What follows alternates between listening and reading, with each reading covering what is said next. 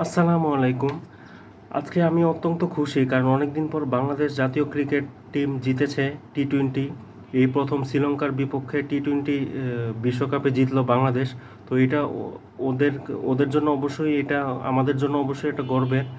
আর আজকে বোলিংটা অসাধারণ করেছে, 125 রানের মধ্যে শ্রীলঙ্কাকে বেঁধে রেখেছে। তো আজকে কিন্তু 6 ওভারে শ্রীলঙ্কা রান করে ফেলেছিল প্রায় 52, বিনা উইকেটে, কোনো উইকেট না হারিয়ে। তো সেক্ষেত্রে কিন্তু 125-এর মধ্যে আটকায় রাখা কিন্তু খুবই ডিফিকাল্ট ছিল বাংলাদেশের জন্য। তো specially credit goes to our bowlers, specially Mustafizur 3 wickets, Rishad 3 wickets and Taskin Ahmed. তো তারা কিন্তু অসাধারণ বোলিংয়ের কারণেই আমরা তাদেরকে 125 রানের মধ্যে বেঁধে রাখতে পেরেছি। তো অপরদিকে ব্যাটিং করতে নেমে বাংলাদেশের ব্যাটিংটাও কিন্তু এতটা ভালো হয়নি যতটা আমরা এক্সপেক্ট করছিলাম, কারণ সৌম্য সরকার বরাবরের মতো এবারও শূন্য।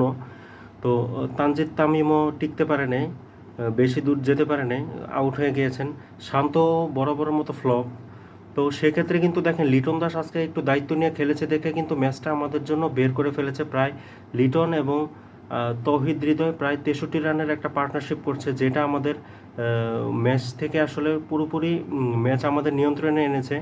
তো তৌহিদ হৃদয় যখন আউট হয়েছে তখন কিন্তু বাংলাদেশের অনলি মাত্র 35 কি 36, 90 রানে উনি আউট হয়েছেন।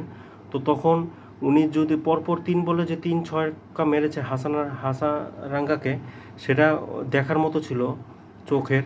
কিন্তু তাদের উচিত ছিল যে আর একটু ধরে খেললে হয়তো আমরা আরও কম উইকেটে হয়তো জিততে পারতাম।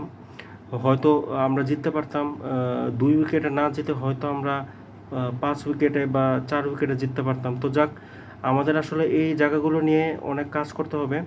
তো তৌহিদ হৃদয় 20 বলে 40 রান করেছেন, 4টা 6 মেরেছেন, একটা 4 মেরেছেন এবং 200 স্ট্রাইক রেট। মাহমুদুল্লাহ রিয়াদ বরাবরের মতোই ভালো করেছেন। তো আজকে এ পর্যন্তই। তো সবাই ভালো থাকবেন, বাংলাদেশ দলকে সাপোর্ট করবেন। আসসালামু আলাইকুম ওয়া রাহমাতুল্লাহি ওয়া বারাকাতুহু।